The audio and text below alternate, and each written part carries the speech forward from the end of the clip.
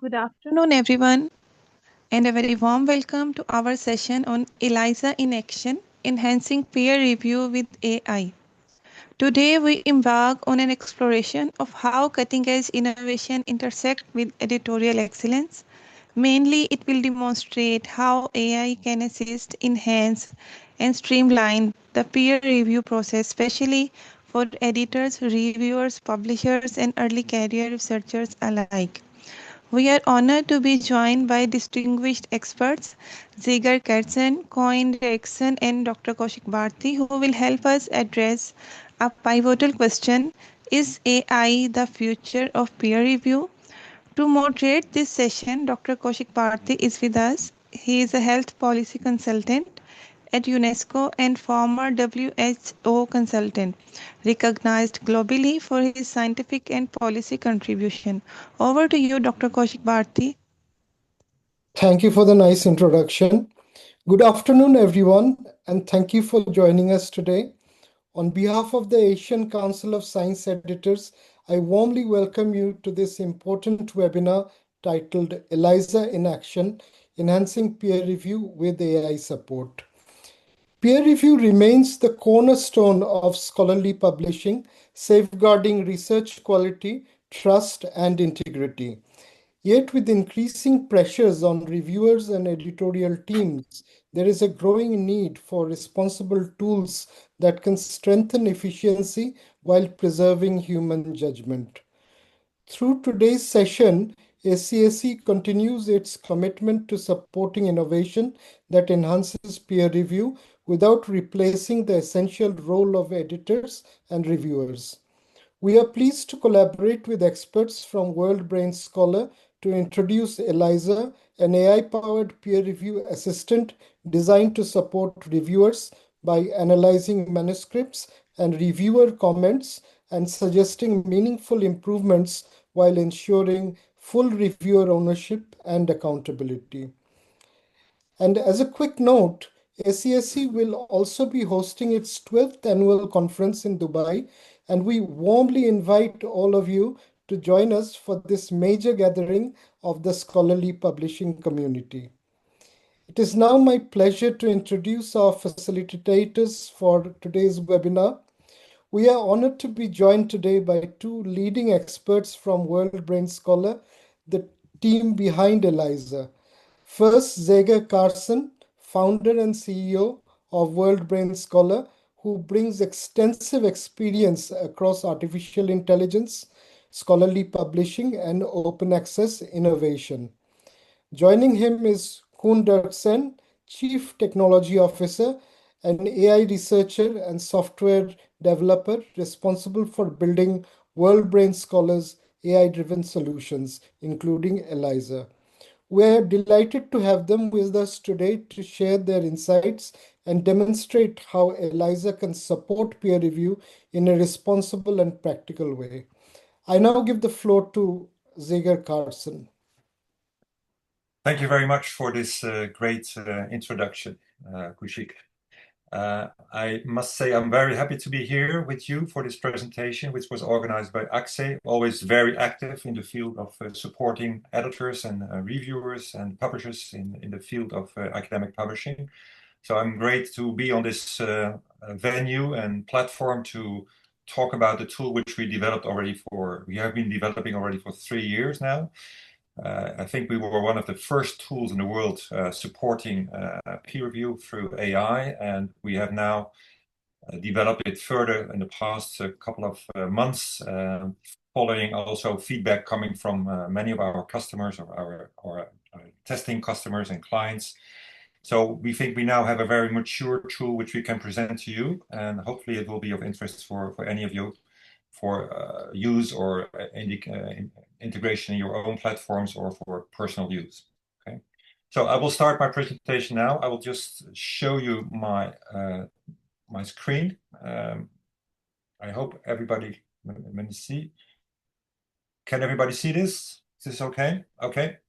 Okay, Yes. So we are from World Brain Scholar, which is the company which is behind the tool which we call Eliza.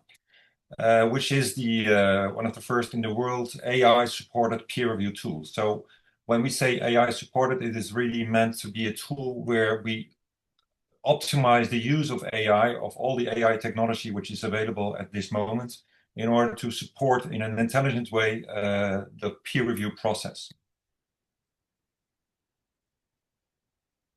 Okay, go with it. So our goals is to support, as I said, the peer review process, meaning that we aim for better peer review. I will explain later what we mean by this, and also faster decision-making process. Okay.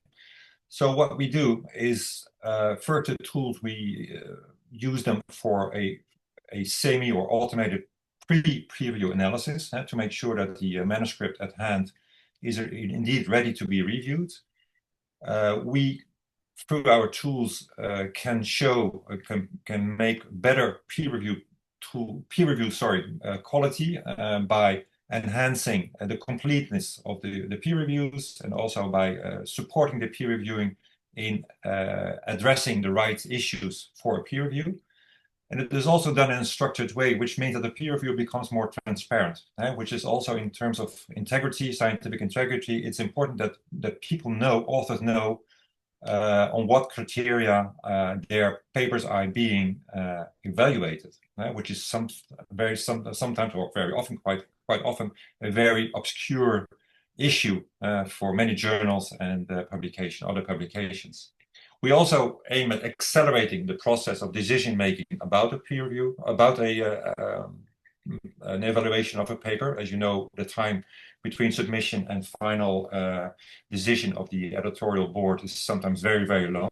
So we need to shorten this. We want to shorten this by helping also the editor-in-chief making fast and informed decisions. And as a very important side effect of this tool, because it's structured, because the peer reviewer feels and knows that he or she is being assisted by the tool, it will be more easy for any scientific researcher to make peer reviews. So it will lower the barrier for many people to accept a next invitation. Because, as you may know, finding peer reviewers these days is quite a different task, quite a difficult task.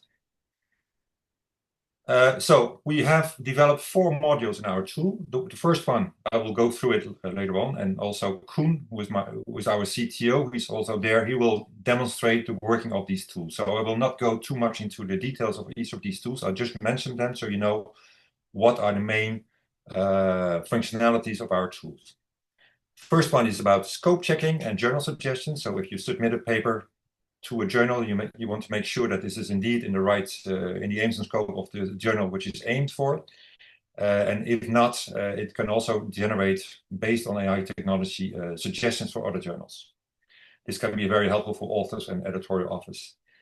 Then we also have a tool which does manuscript reference analysis. That means all the references mentioned in the tool, in the submitted paper, are being automatically checked on their relevance, on their existence at all, whether they have been retracted, etc. We will show you later how this works. The peer reviewer support, we have developed an interactive tool which helps the peer reviewer throughout the peer review process, suggesting improvements and additions to his or her peer review, where we always keep in mind that the peer reviewer should first submit a draft version of the peer review to the tool, which will then be analyzed by the tool. So we want the peer reviewer to be involved throughout the whole process. This is not a tool where you just push a button and generate automatically a peer review. That's not at all what we wanted. We want them to be involved as much as possible, also in terms of active involvement by writing the peer review report, but also by accepting or dismissing suggestions being generated through our AI tool. In the end, there will be a peer review report, and main cases you will have 2 or 3 peer review reports which will then be submitted to the editor, and these peer review reports will also be automatically analyzed by our AI tools, and the editor will see already at first hand a fully generated synthesis of the different opinions of the peer reviewers. So the editor already gets a taste of what the peer reviewers think about the paper, and it also gives more deep insight into the different arguments and comments coming from the editors. This will also be shown by Koen later on.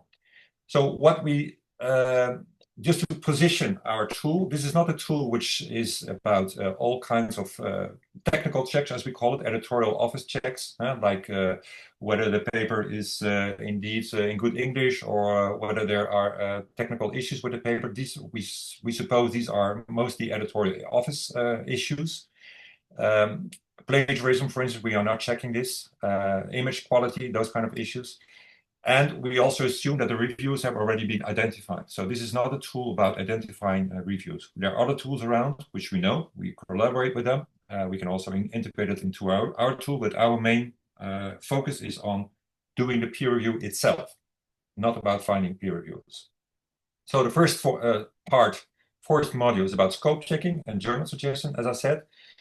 So it checks whether the article fits within the aims and scope of the journal. And if it does not fit within the aims and scope of the journal, it will also help you to find other journals. So it will suggest, again, based on AI technology, what kind of journals, which journals would be also suitable for this article. And this can be journals from a complete database of all journals in the world, but it can also be from a database coming from the publisher only. So only the journals which are owned by a certain publisher, if it's a big publisher, these will be suggested by the tool, which means that the publisher will also be able to keep the paper for another journal and not just dismiss it and say, well, you have to submit it somewhere else. It will also suggest other journals coming from its own portfolio.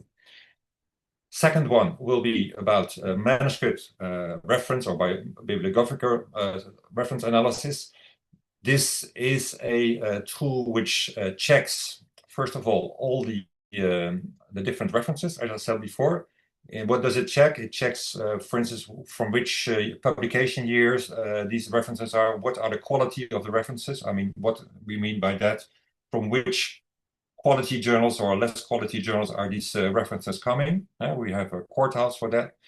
And also we check whether the references are coming from, are referring to articles which indeed are relevant for the journal. So we have also a sort of relevance matching mechanism, technology built into this tool, which gives you an indication of the relevance in percentage. It can be 100% or 80%, whatever. It checks whether these are relevant references, and it also checks whether these references have been retracted or not. So well, if it's a retracted reference, it should be eliminated from this list. This to avoid citation cycles or irrelevant references at all. What we also have as a second part is the peer reviewer support. This is in fact the main module where we started with when we were building Eliza. And this is really about interactive tool which helps the peer reviewer throughout the process by suggesting improvements for his or her draft review report. It also helps to translate or rephrase what has been written down by a reviewer. For instance, for a non-English speaking reviewer or not a native English speaking reviewer, this can be very handy in order to reformulate his or her suggestions, his or her comments in correct English. So it can be translation, but it can also be rephrasing. This will lower very much the barrier for many reviewers to accept the next invitation, because if you're not English speaking, it's very, for many people, still very difficult to formulate in well-written English what you have to say about the document. There are 3 phases, in fact, for these tools. I will not go through them, all of them. That will be done by Koen later on. But the first phase is that the reviewer is invited to make a draft review, a report of the paper at stake. And this will then be analyzed by the AI tool. And from then on, the AI tool will guide the reviewer throughout the process and make suggestions about how to improve the draft report in order to come up with a final report.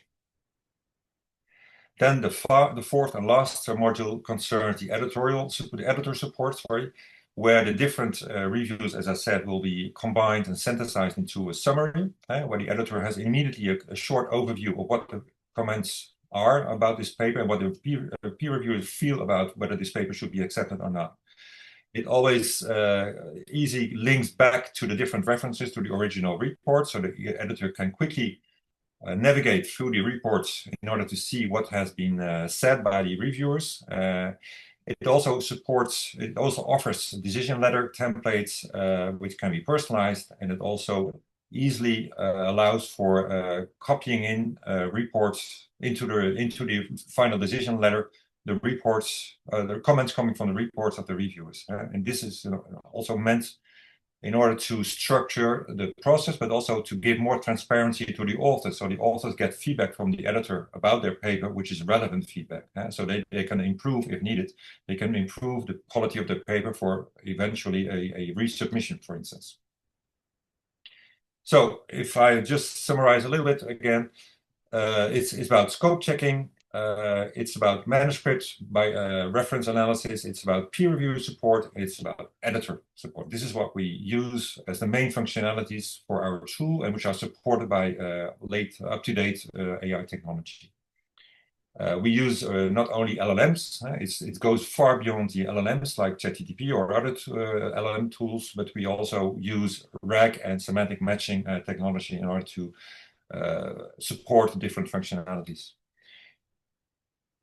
I know that the sessions also are important issue is the scientific integrity. We think that our tool will indeed advance scientific integrity by using AI. In what way? It identifies citation cycles. It identifies irrelevant citations. It identifies reference to retracted papers. So in this way, it already gives a big push to better integrity of the paper which has been analyzed. There's always a human reviewer who is in control of this tool. There's nothing being imposed by our AI technology. So the human being will always be the last resort and last responsible for the report which is generated together with the AI tool. It also improves the transparency of the whole process, the peer review process, which is, like I said before, sometimes very obscure almost, because it shows clearly what are the different steps to be taken by the reviewer, which are transparent for everyone. So the reviewers and the authors and the editors know exactly what is being evaluated. And it also allows for more constructive review feedback, because also there's a big issue still in the current peer review process. That's a lot of feedback is not giving at all, or is not constructive, or is even submissive. And as a last point, we are from WorldBrain Scholar. We are a member of the STM and COPE associations, and so we are completely compatible with the guidelines which have been issued by these two associations, including the last STM guidelines, which were just released last week. If you want to use, as for your company or for your society, our tool, there's two ways. You can either use it through our online platform, and you go to our website and you log in and you get access to the different tools. You can also use it through APIs. So in this way, you can integrate it into your own environment by using API connections with our tool. And as a last option, it can also be, there's also a possibility to acquire the technology itself and integrate it fully into your own workbench. So there's, in fact, 3 different ways of using this tool. Again, maybe I made it not clear yet, but this is not an off-the-shelf product. What we want to show with our tool is that the possibilities we have now developed with AI, the sources for the different databases, for instance, like I said, for the journals, which we check for the scope checking, this database can be adapted in various ways. We can use other databases. We can also use different LLMs in this tool. So we're totally flexible in using the different sources which are on which these tools are based upon. Okay, well, thank you for this for your attention. This was the end of my very short presentation, and you will now see in more detail the working of our tools, the different 4 modules through Koen, who's going to demonstrate it right now. If you want to know anything else or more details about the tool or about the company, please email me at the address you see below on this slide. So I give my word now to Koen, and thank you for your attention. All right. Thank you for the handover and the great introduction, Zeger. Let me share my screen and walk you through the live action demo of Eliza, WorldBrain Scholar's AI peer review support tool. So Sege already shortly went over all of the modules that we offer. So we have scope checking and journal suggestions, which is primarily aimed at authors and editorial office staff. And that's the model that I will show first. So this is basically features that will be used at the point when a paper is submitted to a particular journal. I've already prepared some outputs here in the interest of the time span that we have. But the idea is that users enter their paper title and paper abstract in this form, in the scope checking and suggestions module. And then there's two options. You can select a journal title if you already know to which journal you want to submit the paper, or if your editorial office staff, if you want to check whether a paper is suitable for a particular journal. If you do so, you can click the check scope button and you will get an output as below here. So there is a main judgment, whether the paper is in scope or not in scope, or whether it's ambiguous if the paper fits this particular journal. There is a match score, whether this paper fully matches this journal or whether it's maybe a suboptimal match for this particular journal. And then there is also an explanation of why this paper might or might not be a good fit for this particular journal. So in this case, it says the paper presents original research, specifically in the field of the journal and within the stated scope of the journal. So this would be a good fit. If we select here, for example, a psychiatry journal, which is not at all the topic of this paper, and we run the scope check,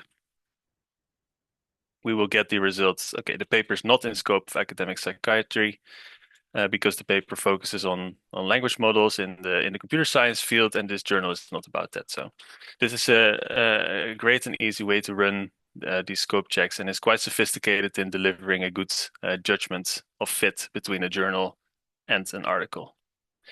If you want to get journal suggestions as well, for example, to find a better fit journal for this particular article, you can click the Get Journal Suggestions button, and then also already prepared some outputs in this tab here. So if you do this, you get a list of potential matches of journals ranked by how well they fit this particular article. So the Journal of Machine Learning Research, for example, is the best fit for this particular article, with a match score of 100%, and an explanation of why this is a very good match for this particular article. There's also an external link to go to the journal, and we also collect the impact factor or impact score of journals when it is available from our sources. So for the second journal, for example, Nature Machine Intelligence, the impact factor is 16.6. You can go to the journal and you can read the explanation of why this journal might be a good fit. As Sege already mentioned, we currently have a database here of over 3,000 journals from different domains, which are mostly open access publications. Of course, the set of journals can be customized to individual client publishers to only reflect their own portfolio of journals, for example, if this is a wish. Okay, that concludes the scope checking and journal suggestions part of the demonstration. So once a paper is deemed fit for a particular journal, we go into the next part of the publishing pipeline, which is the reference analysis part. We primarily aim this at reviewers and editors, but it is also a suitable feature for editorial staff to check kind of preliminary things like self-citation rates, citation relevance, and things like this that Sege already went over in the presentation. Once you upload a paper to the reference analysis module, you can supply a PDF of the paper here, and optionally you can supply the ORCID IDs of all the authors. And these ORCID IDs are used to track self-citations across the reference list of this particular paper. I've already uploaded one paper, so let me quickly walk you through the actual reference analysis that we perform. So on the left here, we have some basic information about the paper, like the title, the abstract that we automatically extract from the PDF. And then there is some checks about the content of the paper. So for example, we have two checks here about whether there is a conflict of interest statement included in the paper. In this case, there isn't. And whether the paper adheres to the introduction, methods, results, and discussions structure or not. And there is also a short explanation of what is missing if, in case this is not adhered to, for example. You can view the original PDF by clicking on the button here. On the right here, we have a kind of high-level overview of the reference analysis. So we provide some basic statistics, like how many of the references in this paper are preprints versus fully published papers. How many references in total are there? If there is any self-citations, that metric will show here as well. Then we have a graph of the publication years of the individual references. So this is a quick overview of how recent most of the cited work is. And you can use this to check for your particular fields whether this adheres approximately to the expectations that you have for papers. So for example, in computer science, most of the cited work is going to be quite recent, and you want that to be reflected in this chart here. The next charts are about the journal rank scores of the cited journals that we detected, as well as the impact score of cited conference proceedings that we detected in the reference list.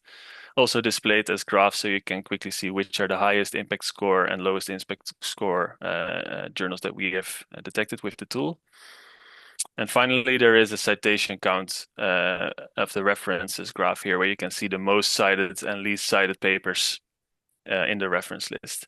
And you can use this to quickly get an idea of whether the most seminal papers in the field that you expect to be cited for this paper are actually cited, or if they are maybe missing. It's just a quick way to get an overview of kind of the quality of the bibliography of this particular research work.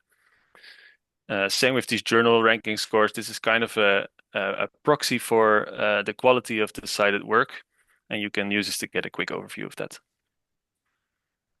The next section here is a set of related work suggestions. So based on the content of the paper that is uploaded in the module, we have a pipeline that collects related work suggestions based on the context of the paper. And we present those results here. So these are including both kind of broadly related and very tightly related work. You can expand each of these, read the abstract for the particular suggested paper, and go to the article and generate a short explanation of why we think this paper is related to the paper under review. Right. So you get a short kind of description of why this paper is related. Also, this list of related work suggestions never includes any papers that are already cited in the paper. So this is strictly newer or uncited works that are being shown here.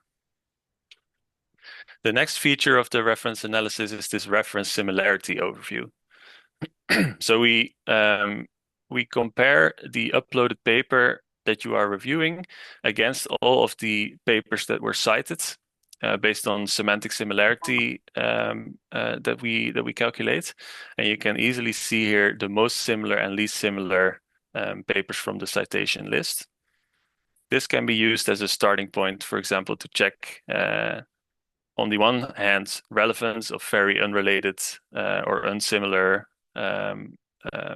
papers that were cited, but also for papers that were very similar, you can use them to check, for example, consistency in findings between the paper that you are reviewing and the particular paper that is very similar to the one that you are reviewing. So this helps you to better kind of investigate the claims made in the paper under review by guiding you to the most similar papers that are cited. Finally, there is an overview of the actual full bibliography that we parsed. So this includes also the aggregated data points that we show above in charts, but then per reference. So we see, okay, this particular reference is 40% similar to the paper under review. It is enhanced with additional metadata from the sources that Eliza is connected to.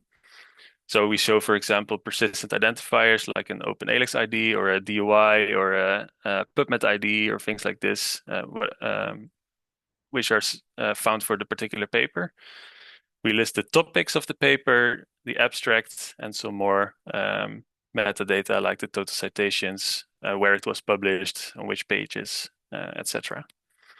Also, if papers are retracted or if they are self-citations, there will be a warning signal showing up in this particular box here. So you can easily see, okay, these papers are marked as self-citations. If there are many self-citations, maybe we should investigate further whether this is a legitimate paper or not. And we provide all this information for all of the papers in the reference list. As you can see, this is normally very hard to do manually. So we really think this is a great feature for people to quickly get an overview of all this information and make a better judgment about the particular paper under review in terms of the quality of the references and whether the reference list is actually legit.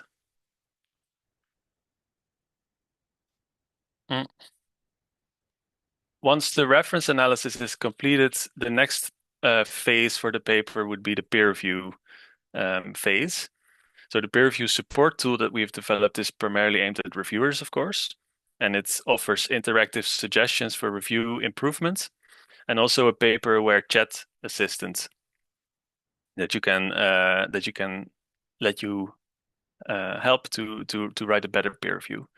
So again, here, if you upload the peer review, upload the paper for peer review, it will appear in the papers list below, and you can click on Write Peer Review to get started. As Seger already discussed, the peer review is a three-phase or three-step process, where in step one, users write their review, or a draft of their review, rather,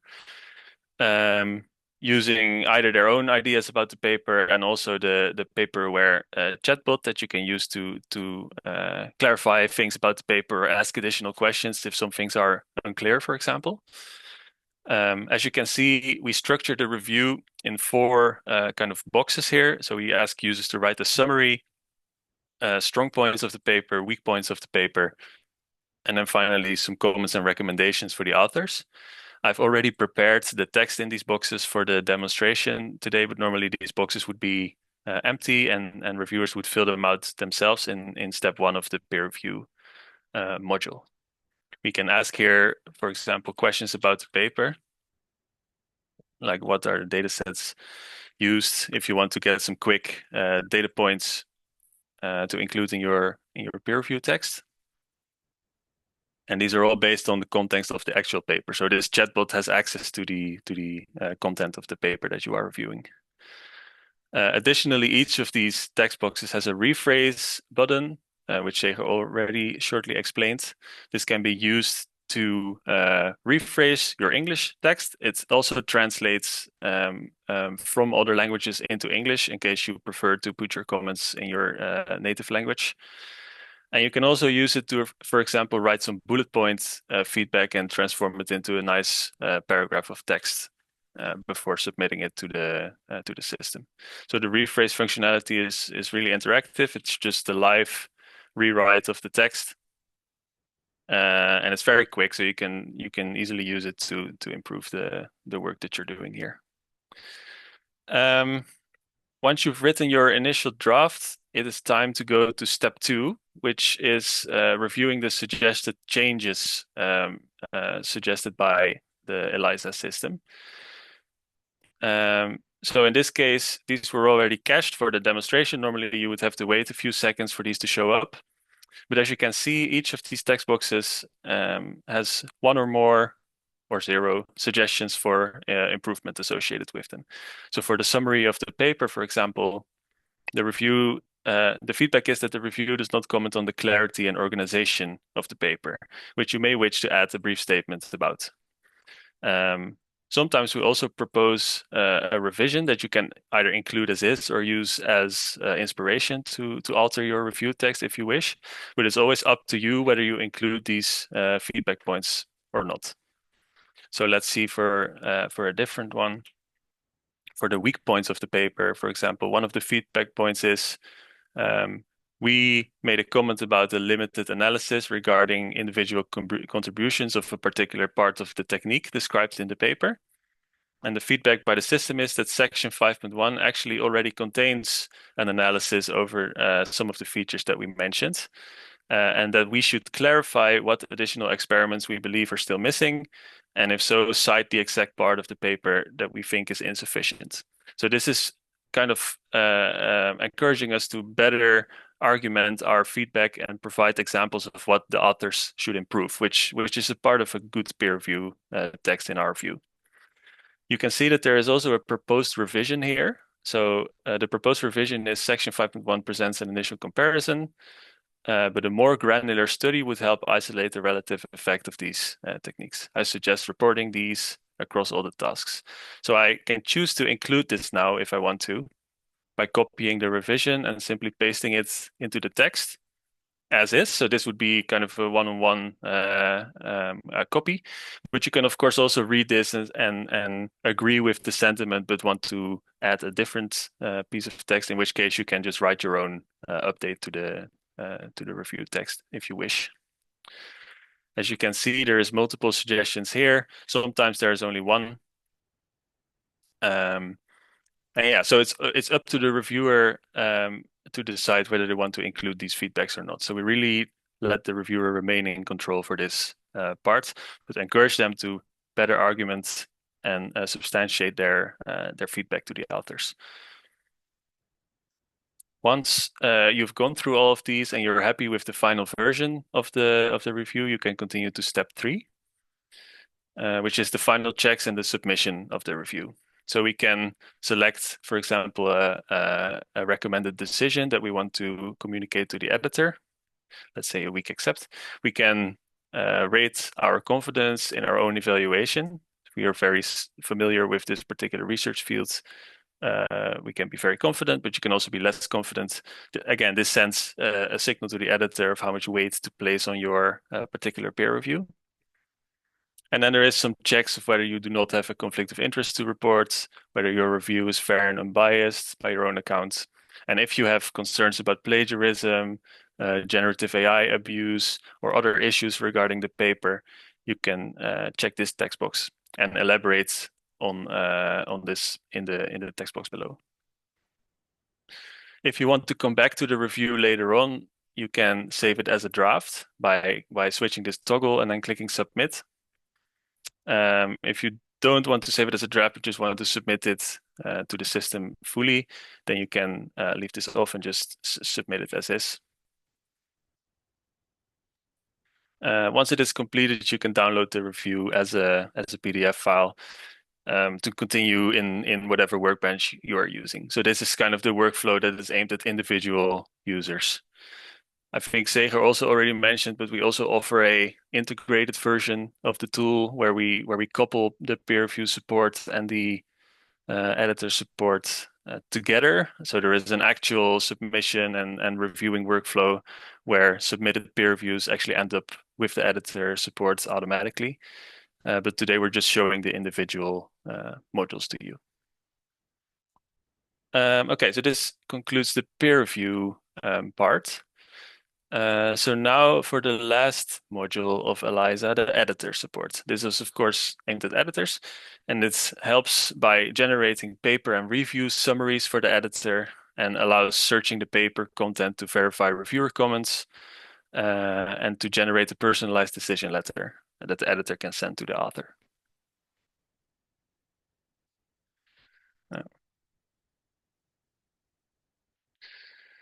Let's see. So we upload papers again here, and we add peer review text through pasting the peer reviews in the text boxes.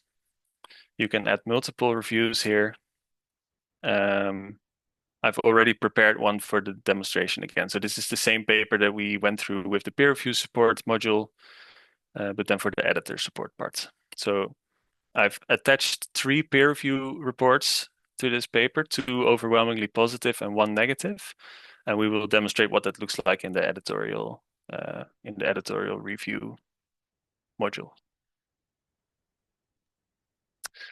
Okay, so the main part of this tool is of course the executive summary part, where we provide a paper summary, which is a short automatically generated a summary of the paper that is under review, and then a short summary of the individual peer reviews that were attached to the paper. So in the peer review summary, we show kind of the basic idea of what the reviewers recommend, what the main comments were, and what the main weaknesses were. So it says here, for example, the reviewers recommend acceptance overall, with 2 strong endorsements and 1 dissenting evaluation. So this reflects what I said in the beginning of 2 overwhelmingly positive and 1 negative evaluation. We also here offer specific kind of aspect-specific summaries of the review text. So, for example, the strengths expandable box summarizes what the reviewers thought about the strengths of the paper. The strengths and all these aspect-specific summaries are also supported by actual citations to the individual review text.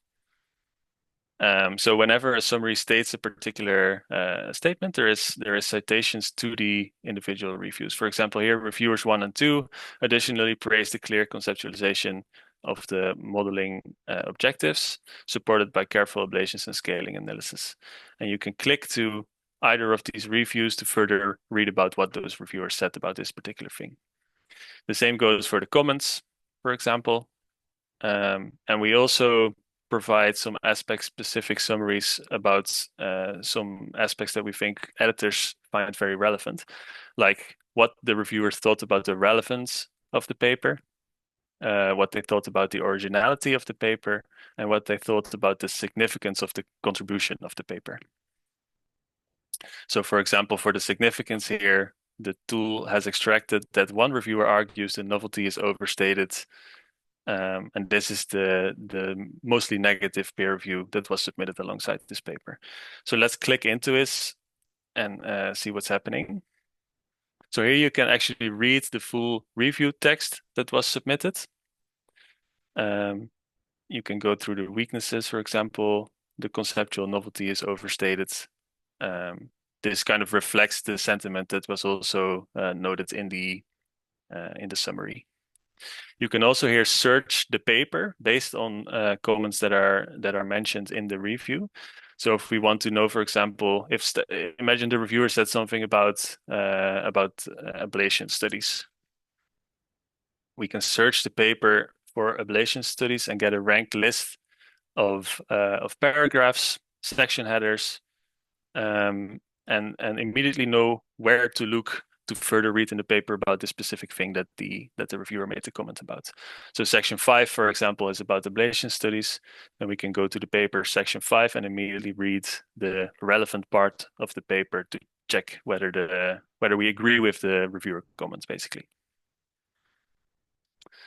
Once you've gone through all of this and you've made up your mind about this particular paper, you can also use this module to write a decision letter. So you can select a decision here.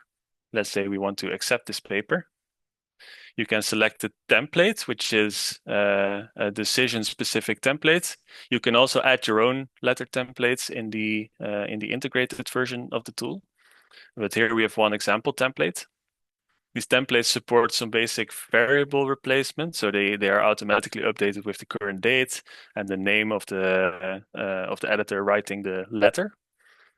And these templates have some places where you can fill in particular parts, and these parts can come from the executive summary. So, for example, our editorial board and reviewers were highly impressed with ... If you can grab parts of the strengths here, for example, to quickly fill in this letter in order to have a really personalized decision letter that you can send to the author based on actual review comments. So this is very actionable and personalized content for the decision letter. So authors immediately know what the main weaknesses and strengths were, for example, without having to dig through multiple peer reviews that may or may not contradict each other. Of course, this option is also there, but the first message that an author gets is just a concise decision letter that they can easily get an idea of what the editor thought about the paper. Once you've completed this decision letter, you can again submit it as a draft or submit it finally. And once you submit it, you can download the PDF together with the PDF containing the decision letter and the peer reviews from the tool in order to send to the author, for example.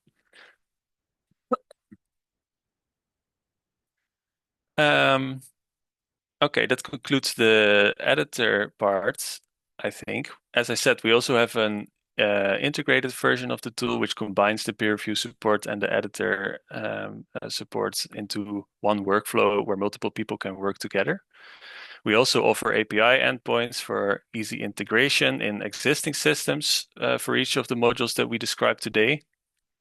And if you go to our website, individual users can sign up for a free trial account with a couple of credits for each of the modules, so you can try the system out for yourself and see what it's all about. Okay, so that includes my demo. I think maybe if Seger wants to add something to finish this before we move on to the Q&A. Yes, well, just to round up the presentation done by Koen. Thank you very much, Koen, for this. Again, as I already stated in my first presentation, we developed a tool which has been a development for years already. We started in 2022. We were one of the first ones to develop a tool. We tested it already very often with many publishers in Europe and the US, and also now in China and in Asia. So we got a lot of feedback on the tool, and we adapted, and our tool refined the working of the tool. And so this is the outcome of a long process. And again, this is a tool which is also fully compliant with the scope and STM guidelines as they have been published recently, especially the STM, which just came out last week. We are a member of these organizations. We are also involved in the development of these organizations and the development of the guidelines, because we are still looking for clear guidelines using AI in publishing, which is still an open issue. So we are at the front line of this AI development being used for AI for peer review academic publications. Again, this tool is using last technology from AI. It's a constant evolvement and development.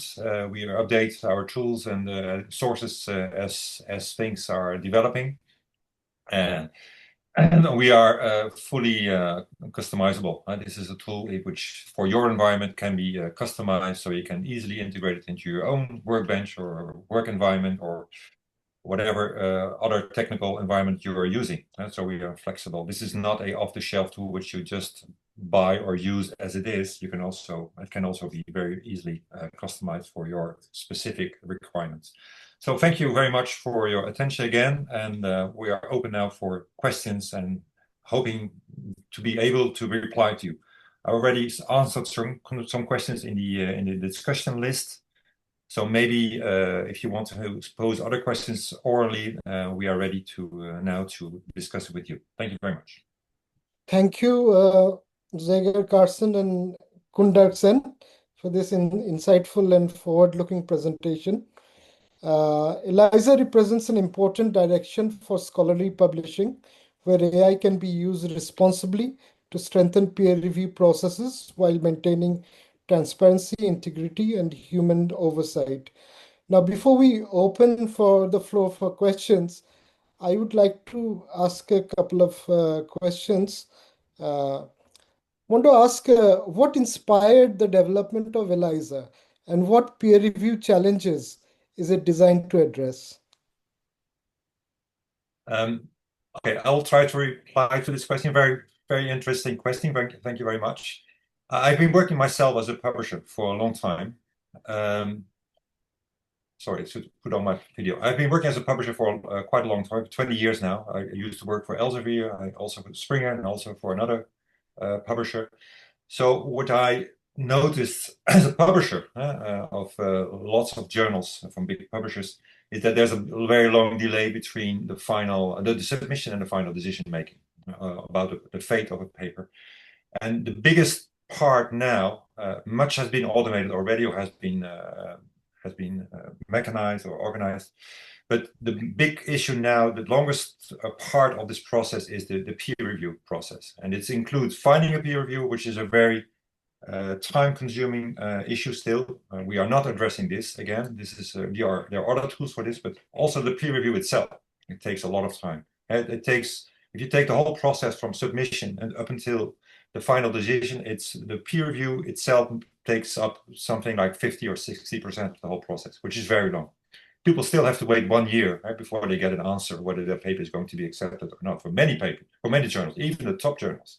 And this is being less and less accepted by young authors coming from various parts of the world, but especially from Asia. People are, especially for disciplines where scientific developments are going very fast, like AI or chemistry or physical physical disciplines or medical research. People cannot wait 1 year before the paper is going to be published, because publishing is about sharing your research with other people. You don't want to share your research only 1 year after you have published about it. It's too late for many areas. So people want to speed up this process. And also they want more transparency. Many authors get feedback which from the editor or from reviewers, which can hardly be used by them in order to improve their paper. It's also about educating a little bit the author in order to make sure that the next time he or she is going to submit the paper for this journal, it will be improved, given the feedback coming from the peer review process. That's a very important aspect of the peer review. It's about educating also a little bit the authors who maybe are not that experienced in submitting papers to journals. So it's also about interactively learning from the process. So the author next time will come up with a much better paper. Thank you very much. There's one question. What are the merits of using AI in peer review? That's a large question. I hope we already were able to show this through the demonstration, but we are both experts in AI. I work as a publisher, but I also have a background in AI research myself. Koen is a real expert in AI. If I may try to summarize what we think are the main advantages of using AI, I think first of all, AI is very good at getting together a lot of information. I mean, if you look at the reference list for a paper, which sometimes has something like 40, 50, 60 references, almost no reviewer or no editor is going to check all these references. And that's a long, time-consuming process to do it manually. So no one is really checking these references list. And we can do it with AI in just a matter of less than a second. So it's a very big jump ahead forwards. If we can use AI for just checking these references, whether they are relevant, whether they exist, and whether they indeed can be used for the paper, and so in order to avoid publication cycles and those kind of things, which we said. But it's very difficult to do it manually. So this is a big contribution of AI in order to not only to speed up the process, but also check issues on a paper which are hardly checked now, because doing this manually is taking a lot of time. That's one thing. The next step is that also many peer reviews who get invitations to become, many scientists who are invited to do a peer review are declining the invitation. Why? Because they have no guidance on how to do this peer review. Many younger professional scientists or PhD students who are getting an invitation are not educated in doing peer review. So with this tool, which has a very structured approach and which interactively helps you to build up your peer review will be much better and much more professional, and can be used by the editor, but also for the author, in order to get very good feedback on your comments. So in this way, we also increase the possible pool of peer reviews, because there's a lack of peer review. Everybody knows it. It's very difficult to find peer reviews. There's so many papers who are not can hardly be peer reviewed because we cannot find the people. Now with these tools, our tools, the peer review will be much more inclined to accept an invitation, because he or she knows that he will be guided through the process by this tool. And the last issue is that also by the language support which we offer in this tool, you can even write your reports in your own language. It will be translated automatically. So even if your English is not that good, you can still read the text, the English article, and give your suggestions or your comments in your own language and have it translated online by the tool. So you don't have to worry about your level of English, which is also a big burden for many people. Thank you. Thank you so much. Following up on this, I'd like to know, will this remain a supportive tool, or will it influence reviewer judgment or even No. replace them? What do you think? Exactly. Very good question. Maybe we were not clear enough, but this is a tool which only analyzes the reviewer's report, the draft review. The reviewer is obliged to give a first version of his or her review report, okay? Only then the AI technology which we developed will check the report itself and gives its comments on the peer review. It does not judge any way the paper itself. It only judges the peer review report which has been made by the peer reviewer, okay? So it's not going to tell you, this is a good paper, you should accept it. No way, never. It will only say, your peer review is interesting, but we should maybe add some extra information in order to make it more complete. Thank you. Thank you. There is another question, but that is similar to this one. I think what you said answers that. And any other? Another payment issue is there that is answered. Yeah, just like there was some questions about accessing the tool. You can access it online. I gave the link already. It's free. It's for free. You can use it a couple of times for free for all the 4 modules. You can look at it yourself and judge yourself whether it can be of use for your work as an editor or as a reviewer. Okay. So one person is asking about plagiarism. This is regarding for AI. I think this doesn't cover No. Plagiarism checking. There are many other tools for that. Yeah, this is really a tool focusing only on the peer review. It's not about identifying whether this is a plagiarized paper or not. I mean, we know there are already very specialized and very performative tools for checking plagiarism. For instance, there's Authenticate, which is mostly used in academic research publishing. We are not doing this. We expect that once our tool starts working, these tests have already been made by the publisher or by the society publishing the journal. So we call these typically pre-review checks. So once the paper gets to the reviewer knows that this is an original paper, it has not been plagiarized, it's within the aims and scope of the journal, it's ready for review. Okay. So you've answered almost all of the questions. Just wanted to ask, can Eliza be integrated into editorial workflows in a practical and manageable way? Could that happen? Yes, it can, but maybe Koen, I will give the word to Koen. Maybe you want to say something about it more from a technical perspective?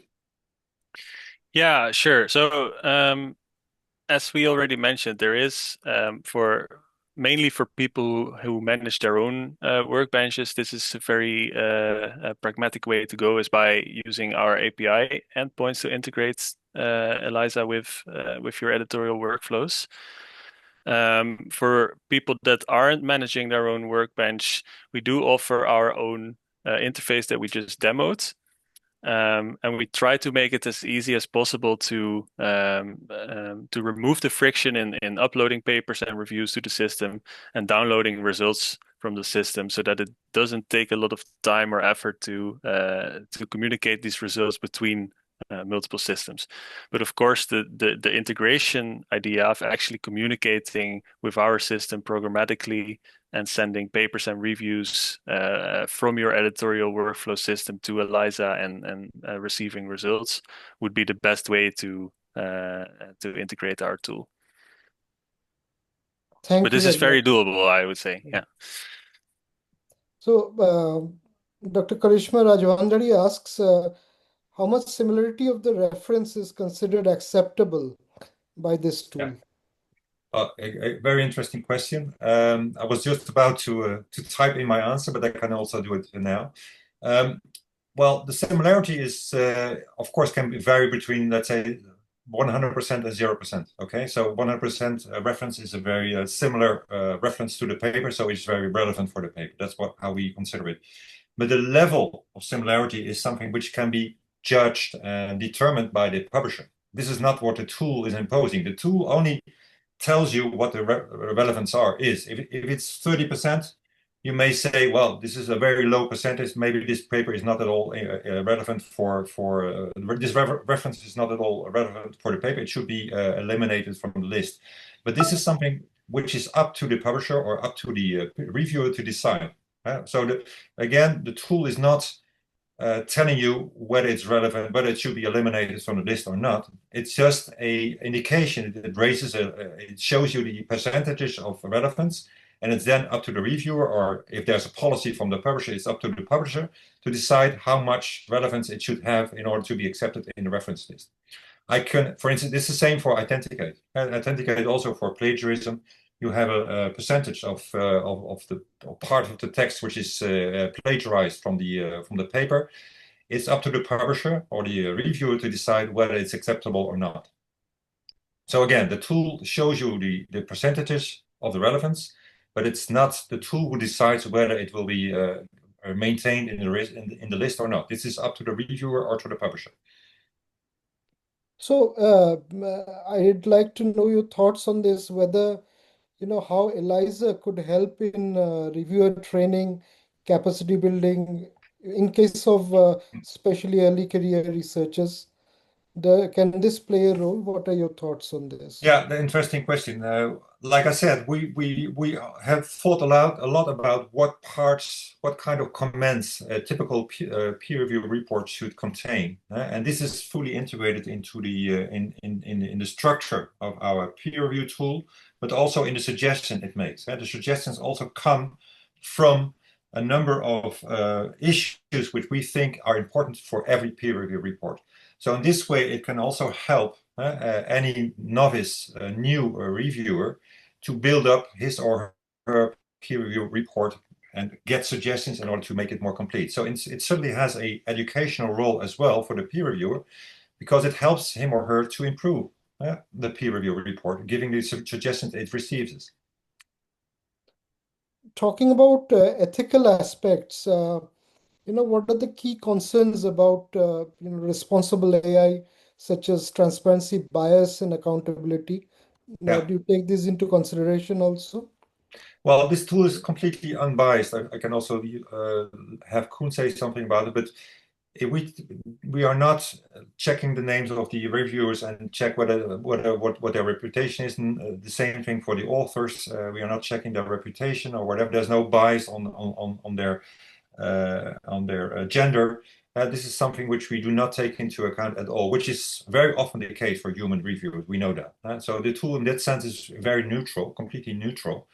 And if you refer to transparency, this is one of the main baselines we use for developing the tool. We want the process to become more transparent. First of all, because we structured it so everybody knows exactly what is going to be considered in the peer review, but also because we want transparency in terms of feedback to the author. We want the author to know why, for instance, his paper has not been accepted or what should be improved. So it aims at giving feedback to the author, which is constructive.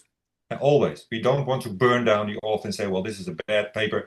Don't even think about publishing it in our. No, we say that we tell him this should be improved in order to you can resubmit it, but you should improve these and these points in order to be considered again for a review and again for publication.